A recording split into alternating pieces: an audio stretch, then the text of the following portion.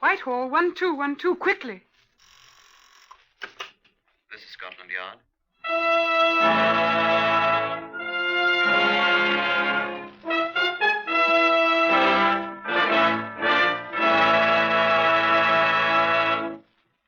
For the first time, Scotland Yard opens its secret files to bring you the authentic, true stories of some of its most baffling cases. These accurate records are drawn from the Scotland Yard file by special permission of Commissioner Sir Harold Scott. They're true in every respect, except for the names of the participants, which, for obvious reasons, have been changed. The research has been done by Mr. Percy Hoskins, chief crime reporter for the London Daily Express, and the stories for radio are written and directed by Mr. Wyllis Cooper. Here are the principal participants in case number 201-MR340. Sidney Patterson, builder. Mr. Patterson is absent, sir. Detective Inspector Edmund Whittaker of Scotland Yard. It was quite obvious why Mr. Patterson was absent. There are other participants in our case number 201-MR340, but not of the same importance as Mr. Patterson. We shall run across them as we go on. We shall run across a great many interesting things as we reenact case 201-MR340. And I should like to warn you, if you have the slightest trace of murder in your heart, that a murdered person's teeth are almost impossible to destroy, and that nothing is ever lost. It will certainly be found sometime, somewhere, by someone. Now, will you come with me? This is Scotland Yard's Black Museum. Yes? It's Inspector Whittaker, sir, with a friend. Oh, do come in, Whittaker. Thank you, sir. Come along. This is Chief Superintendent John Davidson, the curator of the Black Museum. Well, how do you do? I'm afraid this place is a little like a chamber of horrors, although our exhibits taken by themselves are not so startling. But they are souvenirs of the lawbreaker's art, particularly of the unlovely art of murder. Now, this human bone here brought one man to the hangman's expert hands. And these dried bloodstains on this cloth are from a once-loving husband's throat. And this revolver... Oh, but you wanted to see the exhibits in our case 201-MR340, didn't you, Whittaker? Yes, if you please, sir. Well, these are the only ones we have. There's a man's tooth and this badly charred top of an ordinary office stool.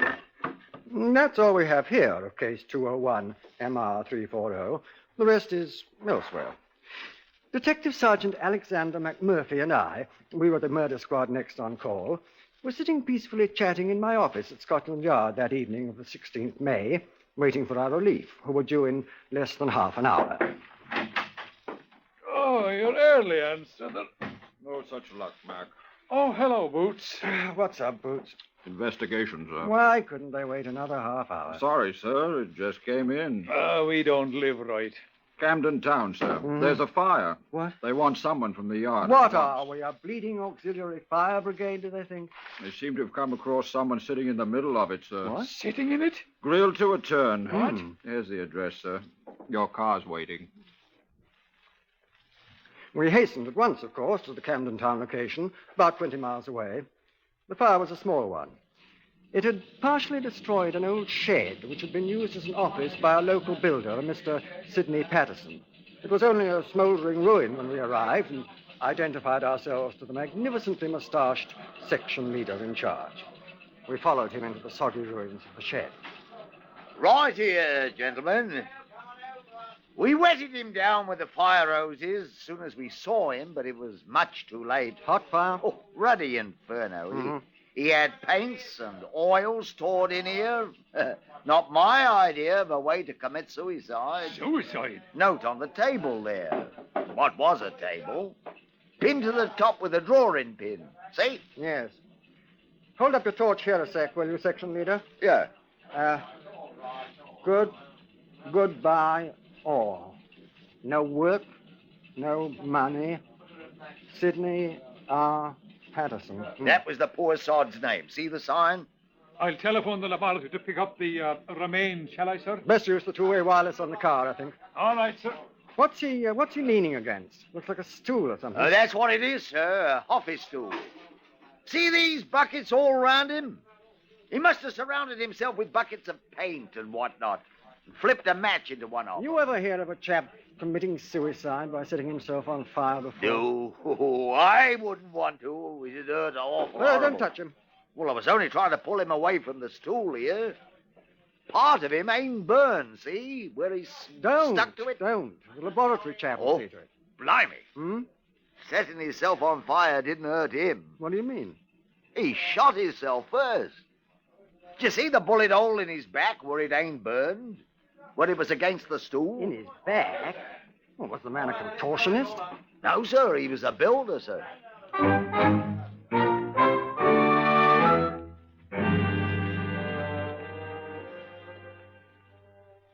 At the Yard's pathological laboratories, the relatively small, unburned portion of the body was carefully examined, and it was established that the bullet wound was the probable cause of death. The bullet, which was recovered, proved to be a .38 caliber revolver bullet, which had been fired into the body from the back, entering just below the left shoulder blade and ranging downward, presumably through the heart. Experiments by all of us demonstrated to our satisfaction that such a wound could not possibly be self-inflicted. The improbable suicide was definitely murder. I sent 2 detective constables to search the ruins of the shed. It had been roped off at our request by the Camden Town Fire Brigade. You'll be looking primarily for a revolver, I told them, but fetch back anything you find that appears useful to us. Whilst they were shifting the ashes, Sergeant McMurphy sifted the affairs of Mr. Sidney Patterson. He reported to me what he had found. From the little I've been able to gather, Patterson wasn't much of a success as a builder, sir. He seems to have been a genius for getting into difficulty. What sort of difficulty? Money. How strikingly unusual. Huh? Oh, he had one time been a ship's carpenter on one of the P&O liners, but was discharged when he was unable to account for tools to the value of £8 11 shillings. It was strongly suspected that he sold them, but the charges couldn't be proved. He served in the Royal Marine Light Infantry as a Lance Corporal. His record is, shall I say, dubious. How dubious? He was accused of a number of times by his shipmates of cheating, specifically at the game of Crown and Anchor. He was extremely unpopular in the Royal Marines, it seems, and was finally discharged. I shall have a more detailed report from his former commanding officer tomorrow. Hadn't he any friends at all? I've been able to discover only one with whom he could be said to be reasonably friendly, a man named Duncan Frazier, a rent collector in the city with whom he frequently played billiards. I hope he didn't make the mistake of trying to cheat a Scotsman. I'm not so sure, sir. Eh? Duncan Frazier has been missing since the night of the fire.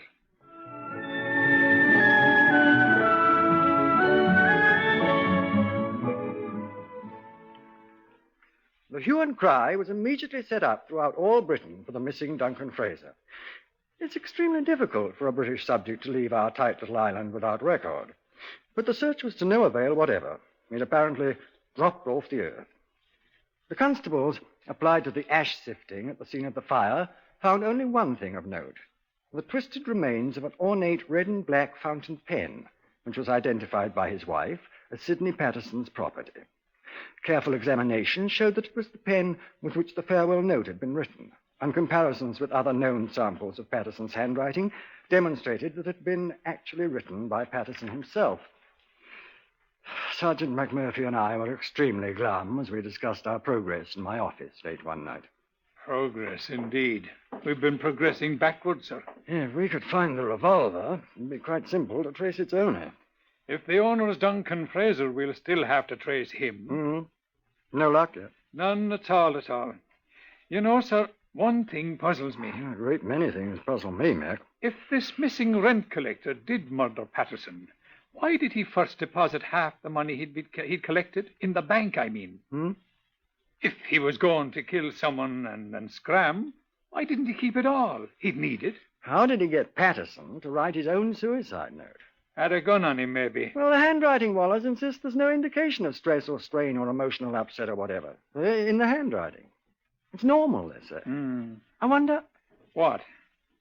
I'm thinking. I have a filthy little hunch, Mac. What? What if Frazier's dead? Maybe he is. We can't find him. The teeth of that deader weren't destroyed. Patterson's? I'm wondering if it was Patterson's. Or Duncan, Mac. Patterson was a known crook. Could he have been playing games with us? Show me that telephone, old boy.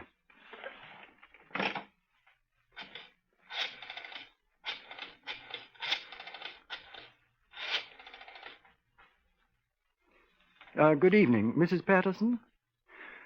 Detective Inspector Whitaker, Scotland Yard here. I wonder, Mrs. Patterson, if you could tell us the name of your late husband's dentist. Thank you very much indeed. No, Mrs. Patterson, I'm afraid we've nothing to report yet. Get this tooth merchant in here first thing in the morning, will you, Mac? We'll meet him in the laboratory and let him look at our client's fangs.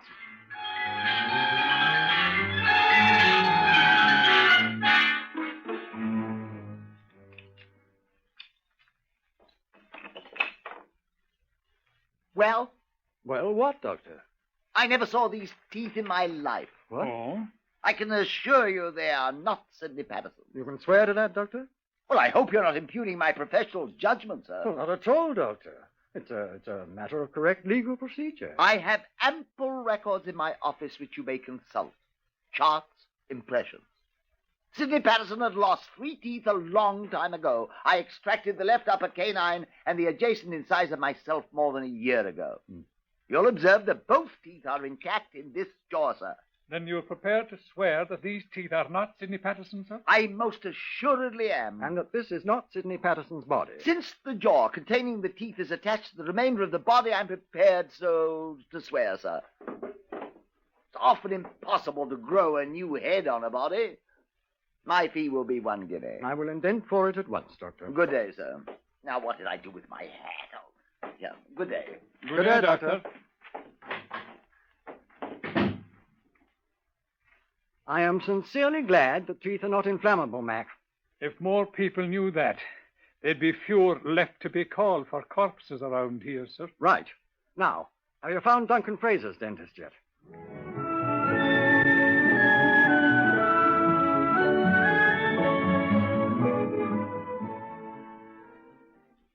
I at once caused a thorough investigation to be made throughout London and the vicinity of Perth in Scotland, where Frazier came from, to discover a dentist who had been employed professionally by him. The search was most thorough, although the combined efforts of Scotland Yard and the provincial police were not sufficient to find the person.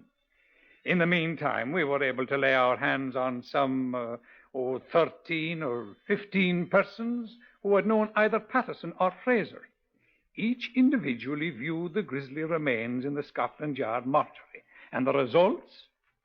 Ivor Young, Esquire, former employer of Duncan Frazier. Oh, it's hard to say, but I believe this to be the body of Frazier. Michael Fish, a former neighbor of Frazier. No, that ain't him. I knowed him well.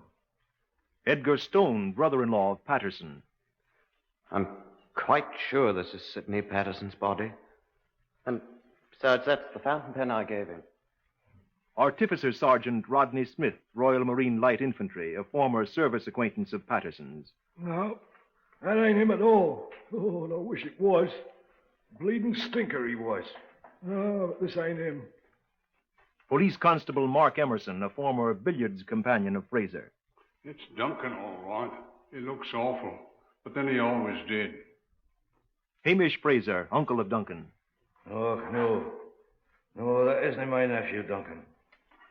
Samuel Furness, laborer, sometime employee of Sidney Patterson. I know it's him. Well, didn't I work for him? Confusion. Confusion confounded. 6 said it was Furness, 7 insisted it was Frazier. Patterson's widow herself was not sure, and she and her brother, Edgar Stone, Patterson's brother-in-law, had high words. McMurphy and I nipped round to the Goat and Compasses to refresh and sustain ourselves.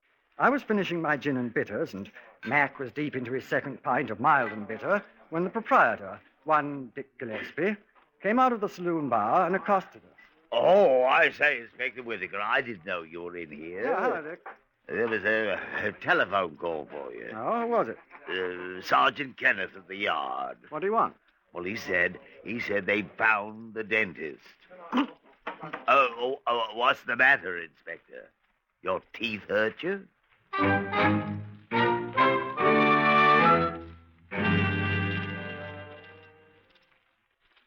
It was a dentist from Perth. The Scottish police had found him. We brought him at once to Scotland Yard, where he immediately identified the charred remains as those of Duncan Frazier. One of his molars was curiously malformed. It corresponded exactly with the one shown in a clinical photograph of Frazier's mouth the doctor had made a year ago.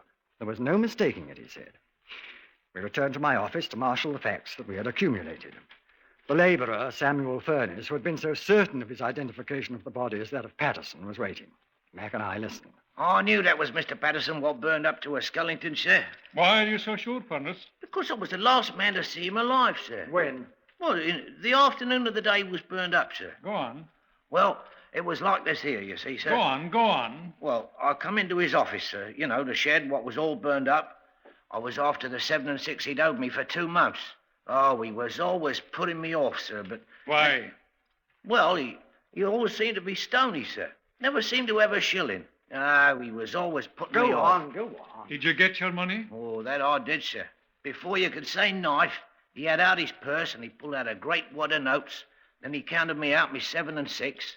And then he handed me half a crown. And he says, here, buy yourself half a pint, Sammy. Cool, I was fair took aback at old Sidney giving anybody anything for nothing. He seemed to have plenty of money, did he? Well, his wallet was fair stuffed. You know, it's the first time I ever knowed him to have more than threepence in me life. Oh? Well, I was so took back, I tried to get up and I fell right on me apple and plum. Yes. I kicked my foot against a couple of bags of cement he had under his desk and I fell right down. Did you see the bags of cement? Well, they was under the desk, sir. Did you see them? Well, well, no, sir, I didn't, but I know I kicked me... Furnace. Oh. Patterson had plenty of money in his wallet for the first time. We found that there was absolutely no identification in the ruins of the burned shed that any cement had ever been stored there. We'll find him.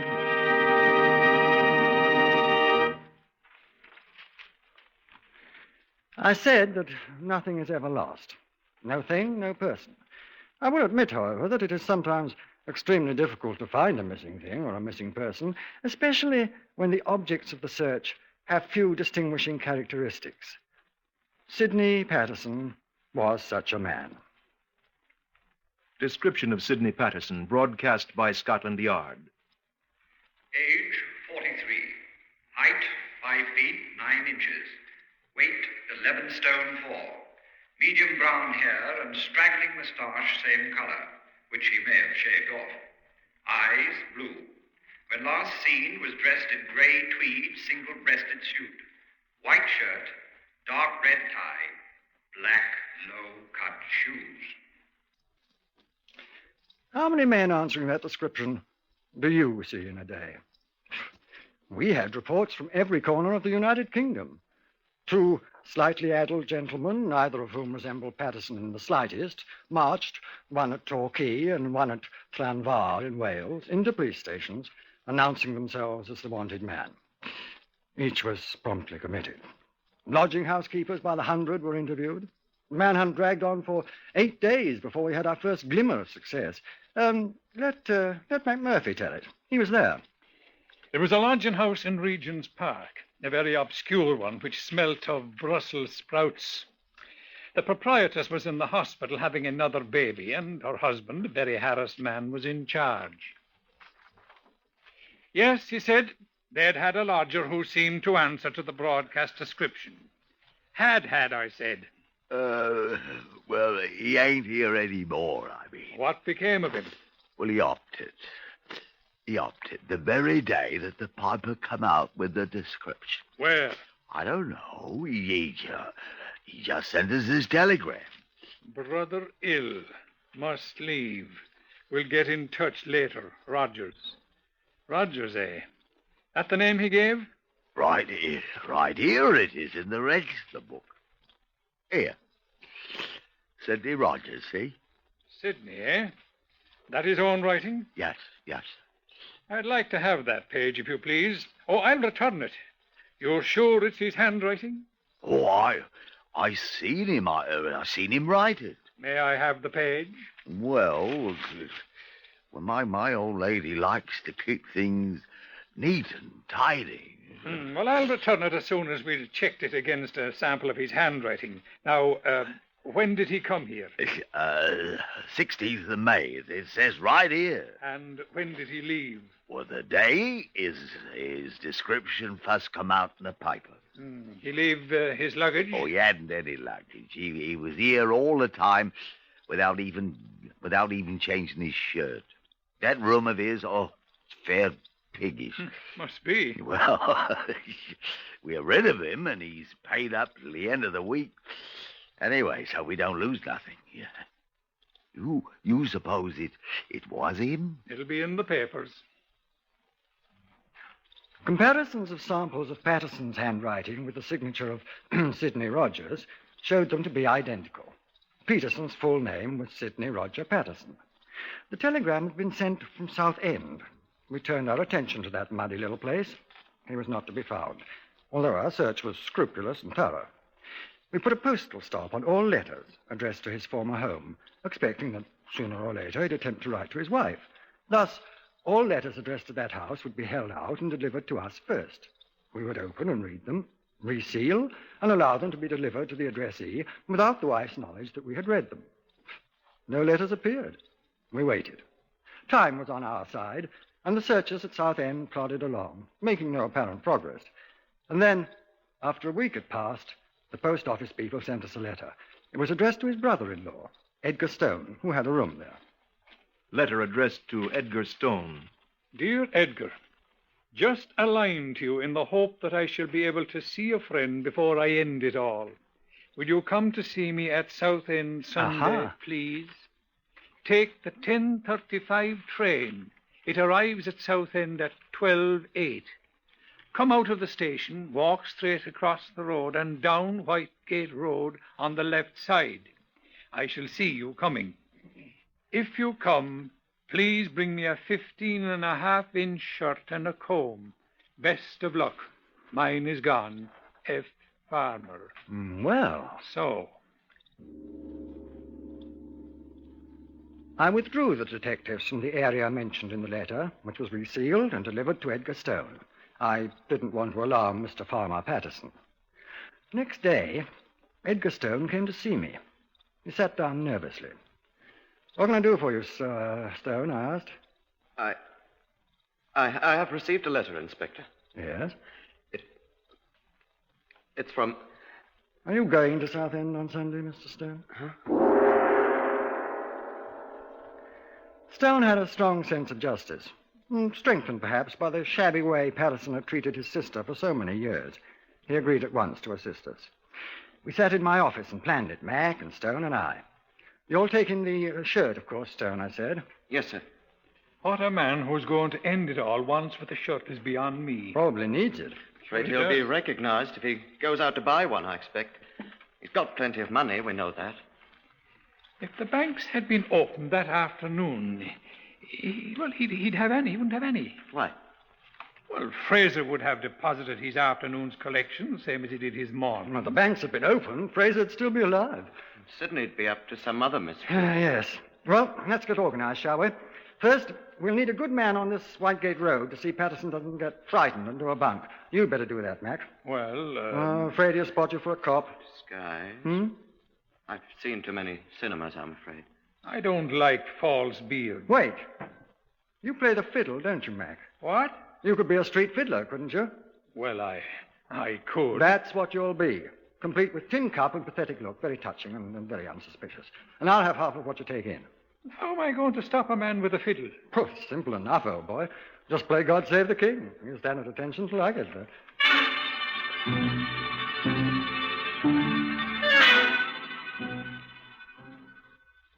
We planned it as carefully as we could. This was to be the definitive last act. Stone and I took the same train to Southend, but when he got off with me, I stayed inside the station. Far down the street, I could see Sergeant McMurphy in an ancient green suit of clothes, sawing industriously away on his fiddle. There were a few pedestrians on the street. Church services were just over. There's Whitehead Road, I said to Stone. Come back at once. The up train's due in a few minutes. Good luck. I wish I didn't have to do this, Inspector, but... Just remember what he's done, Stone. It's the only reason I'm doing it, sir. Good luck. Sidney was my friend once. He turned and crossed the road, walked slowly down Whitehead Road. I watched him from the station window. As he approached McMurphy, he paused a second. I chuckled as McMurphy held out his tin cup and Stone dropped a coin into it. Far away, I could hear his fiddle. I went to the door of the station and stepped outside as he turned the far corner. There is such a thing as trusting a man, but... I waited.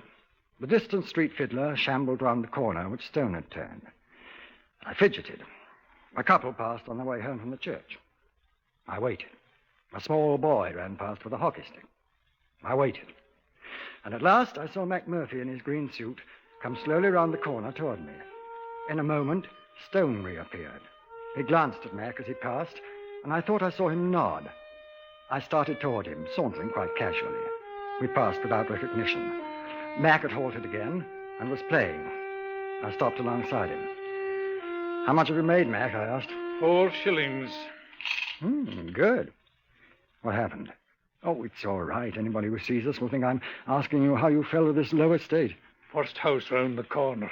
There was a cardboard sign in the window. Sidney was printed on it. Door opened. He went in. That's all I saw. Good. I'll nip round to the back. You walk on around in front and play. We'll see what happens. But I can't play God Save the King.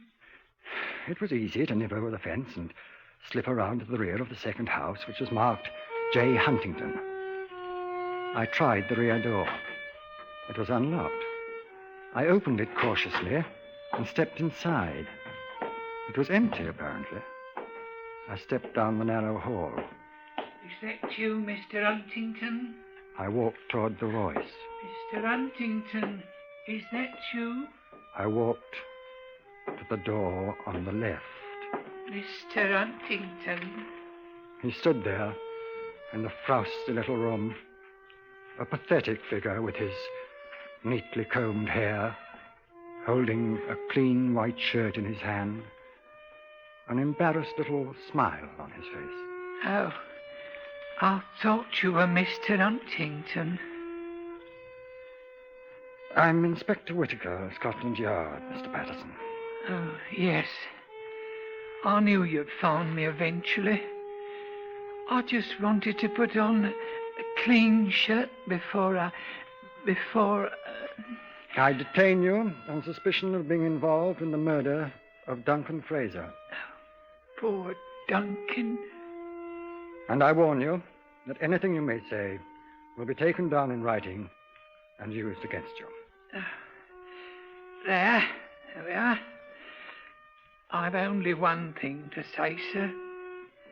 I did murder Duncan.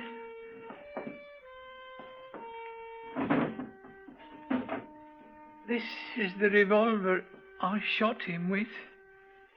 Give it here. The one you couldn't find, sir. Give it here. It wasn't lost, sir. Give it here. Oh, no, sir. Patterson!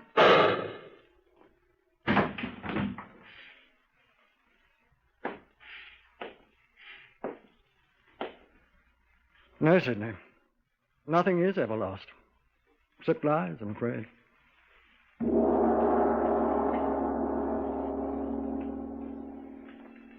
You have just heard the story of case number 201 MR340 from the official files of Scotland Yard.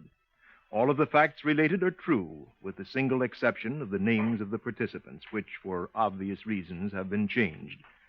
The research was prepared by Mr. Percy Hoskins of the London Daily Express, and the story for radio was written and directed by Mr. Wyllis Cooper.